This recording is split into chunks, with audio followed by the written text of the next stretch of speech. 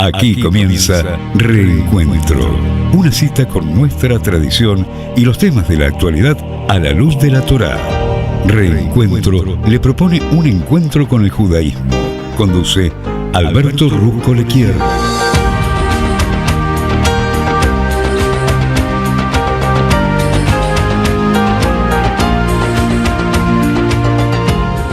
Aquí Alberto Ruscolquier nuevamente con ustedes para beber en los exquisitos e inagotables manantiales de sabiduría de la Torá para salir más ricos de este encuentro.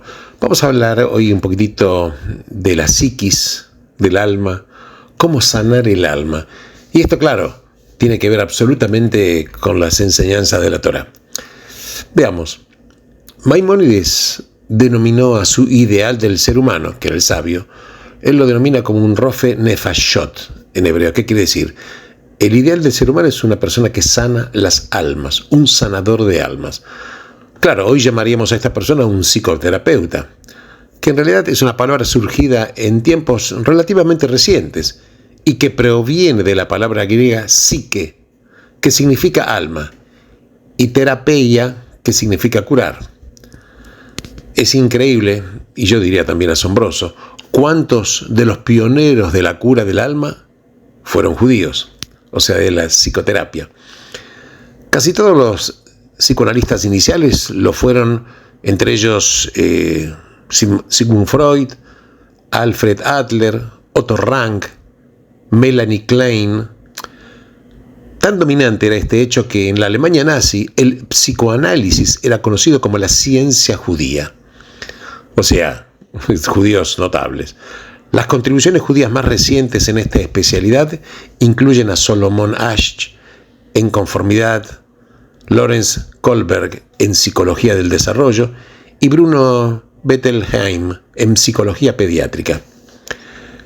De, por ejemplo, Leon Festinger proviene la disonancia cognitiva. De Howard Gardner el concepto de inteligencias múltiples. Y de Peter Salovey y Daniel Goleman, la inteligencia emocional. Y así podríamos seguir hablando. Pero es una cosa increíble la cantidad de judíos que están relacionados con la psicoterapia. Por ejemplo, Abraham Maslow nos aportó nuevas instancias sobre motivación. Walter Mischel, el autocontrol por medio del famoso test de Marshmallow.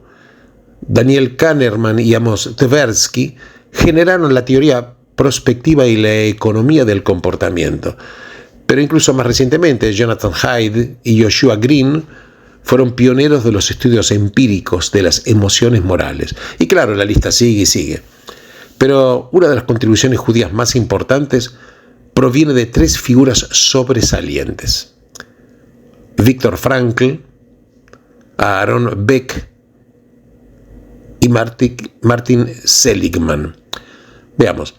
Frankl creó el método conocido como la logoterapia, que era basado en la búsqueda del sentido.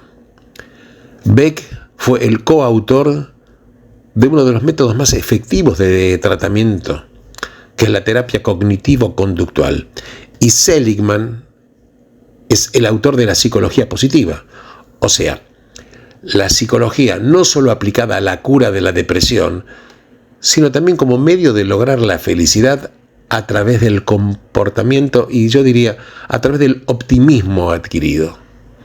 Claro, son enfoques diferentes, pero tienen una cosa en común. ¿Sabes cuál es?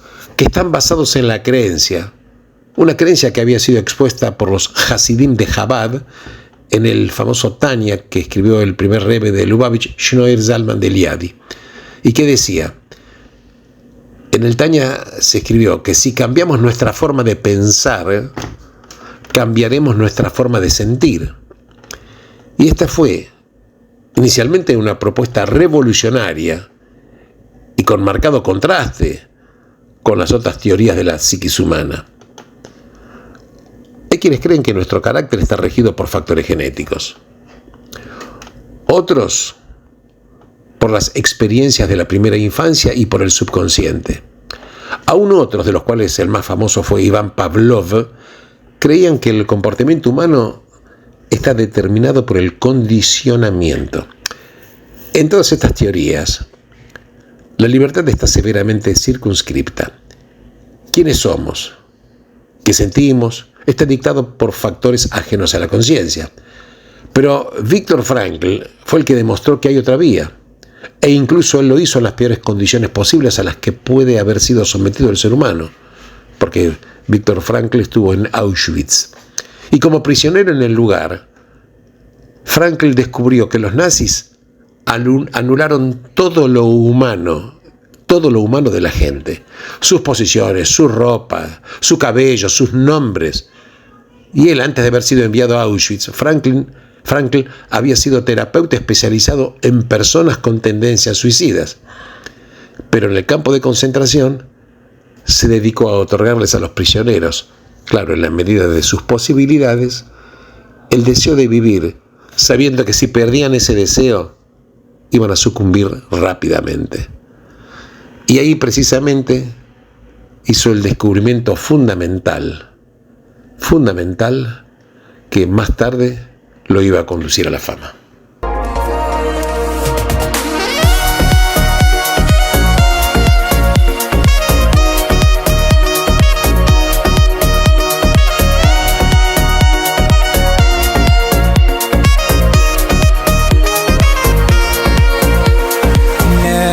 Hashem, Nishma Sodom, Ner Hashem, Nishma Sodom, Ner Hashem, Nishma Sodom, Ner Hashem, Nishma Sodom. My neshama is on fire inside, I'm burning, my soul is yearning for you.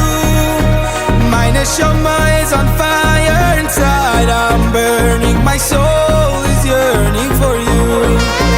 My neshama is on fire inside, I'm burning, my soul is yearning for you. My neshama is on fire inside, I'm burning, my soul is yearning for you. I'm on fire, fire, I'm on fire, fire, I'm on fire, yeah. My neshama is on fire, fire, fire, I'm on fire, fire, I'm on fire, yeah. My neshama is on fire. Ner Hashem, Nishma Sodom, Ner Hashem, Nishma Sodom, Ner Hashem, Nishma Sodom, Ner Hashem, Nishma Sodom. My neshama is on fire inside, I'm burning, my soul is yearning for you. My neshama is on fire inside, I'm burning, my soul is yearning for you. My neshama is on fire inside, I'm burning, my soul is yearning for you. My neshama is on fire inside, I'm burning, my soul is yearning for you. Thank you, Hashem. I'm on fire, fire, I'm on fire, fire, I'm on fire, yeah. My neshama is on fire, fire, fire, I'm on fire, fire, I'm on fire, yeah. I'm on fire, fire, I'm on fire, fire, I'm on fire, yeah. My neshama is on fire, fire, fire, I'm on fire, fire. My neshama is on fire, fire, fire. My neshama is on fire. Oh. Veamos. Los que hemos pasado por un campo de concentración, recordamos a los hombres que se dedicaban a reconfortar a los otros, dándoles su último trozo de pan. Quizás fueron pocos en número, pero los suficientes como para comprobar que se le puede sacar al hombre cualquier cosa, salvo lo último de la libertad humana, que es la capacidad de elegir de cada uno y elegir en las circunstancias dadas su propio camino. Este concepto es fundamental. La capacidad de cada uno de elegir en las circunstancias dadas su propio camino. Lo que hizo la diferencia lo que le dio a la gente la voluntad de vivir era la creencia de que tenían una tarea por delante, una misión a cumplir que aún no habían completado y que estaba esperando que lo hicieran en el futuro. Claro, Frankl descubrió que no era importante lo que esperábamos de la vida, sino lo que la vida esperaba de nosotros. Había gente en el campo tan desesperanzada que no tenía nada que esperar de la vida. Claro, estamos hablando de Auschwitz, campo de concentración. Gente totalmente desesperanzada. Pero Frankl pudo hacerles ver que la vida aún esperaba algo de ellos. Uno de ellos, por ejemplo, tenía un niño vivo en otro país que lo estaba esperando. Otro concluyó que en su mente tenía libros que ningún otro podía escribir. Y a través de esta sensación del llamado del futuro, Frankl pudo ayudarlos a descubrir su propósito en la vida, incluso en el valle de la sombra de la muerte. El cambio mental involucrado se conoció, especialmente en la terapia cognitivo-conductual, como reformular, así como el cuadro puede parecer distinto si le cambiamos el marco. Y así mismo es lo que ocurre con la vida. Claro, los hechos no cambian, pero la forma en que percibimos las cosas, sí. Y Frankl escribió que pudo sobrevivir en Auschwitz viéndose diariamente como si estuviera en la universidad, dando cátedra sobre la psicología de un campo de concentración. Y todo lo que le pasaba se transformó por este simple acto de la mente en una especie de serie de ilustraciones sobre lo que quería recalcar en su discurso. Claro, mediante este método, él dice: tuve éxito en elevarme de alguna forma sobre la situación, por encima, claro, del sufrimiento del momento, y lo observé como si fueran situaciones del pasado. Reformular. Y reformular nos indica que aunque no siempre podemos cambiar las circunstancias en las que nos hallamos, sí podemos cambiar la forma en que vemos a las circunstancias. Y esto en sí cambia nuestra forma de sentir. Pero este descubrimiento de la modernidad es en realidad un descubrimiento, o yo diría un redescubrimiento, porque el primer gran reformulador de la historia fue Yosef, que está precisamente descrito en la Parashá Vaigash. Vamos a ver los hechos. Yosef había sido vendido por sus hermanos como esclavo. Perdió la libertad durante 13 años y fue separado de su familia por 22. Claro, habría sido comprensible que sintiera resentimiento, qué duda, resentimiento hacia sus hermanos, deseo de venganza. Pero sin embargo, él se elevó sobre esos sentimientos y lo hizo trasladando sus experiencias a un marco distinto. ¿Y qué le dice a sus hermanos cuando les reveló su identidad? Yo soy Yosef, vuestro hermano, al que ustedes vendieron en Egipto.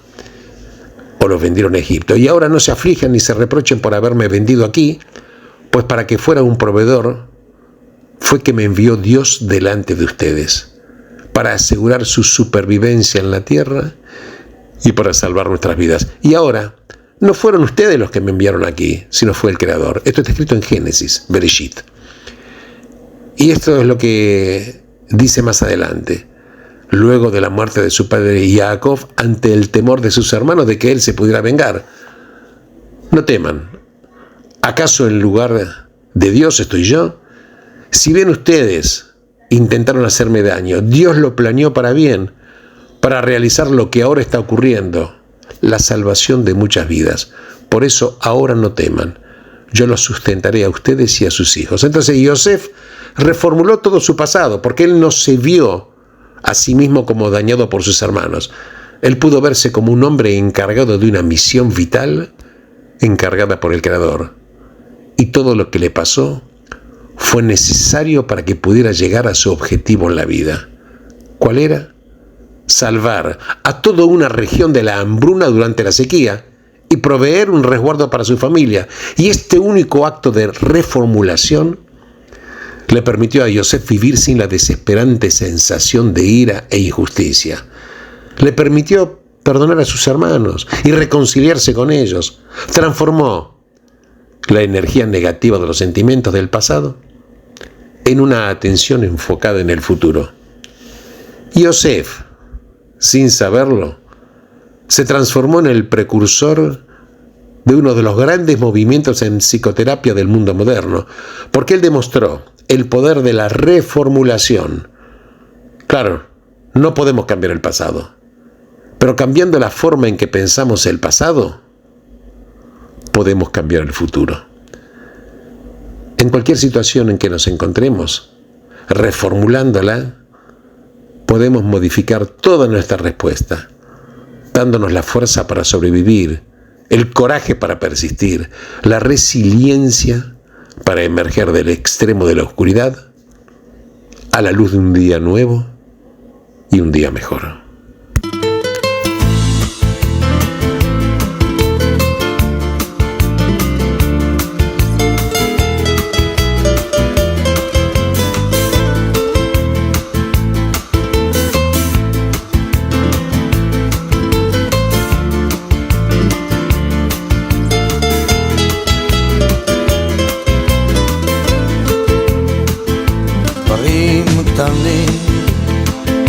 דברים פשוטים וקצת הפתעות באמצע הדרך, זמנים חולפים ומשתנים. אתמול אתה היית מלך, לאן פרחו הציפיות ואיך נשארת בלי תשובה, עוד לא הספקת לעשות. ומה נשאר מכל העבר? הכל תלוי בך חבר, היה חזק אל תישבר, אל תיתן לעצמות בך לפגוע, היה חזק ותתגבר. הכל תלוי בך חבר, היה חזק אל תישבר, אל תיתן לעצמות בך לפגוע, היה חזק ותתגבר.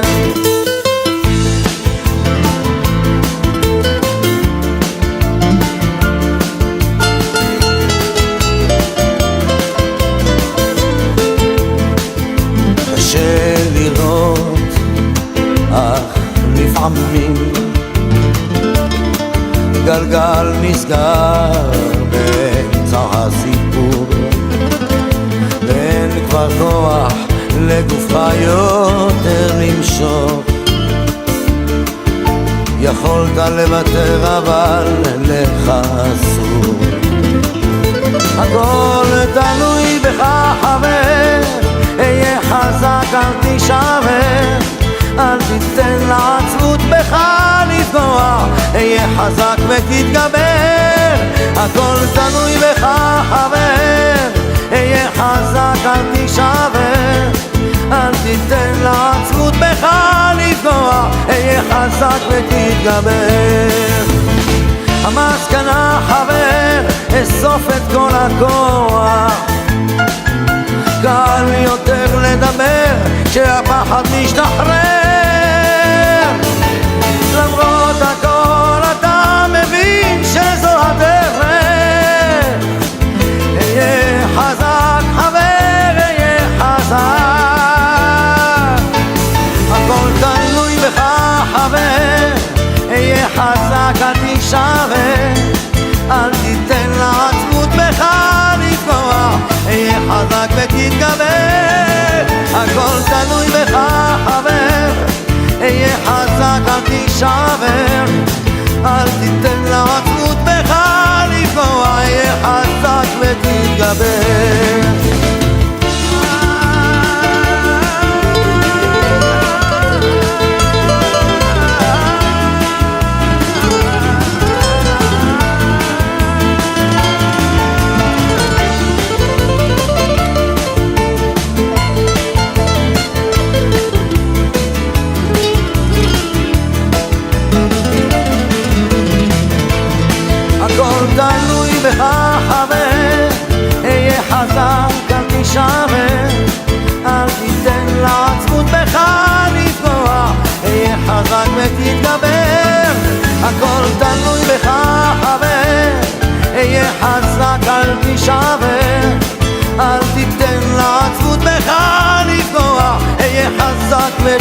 saber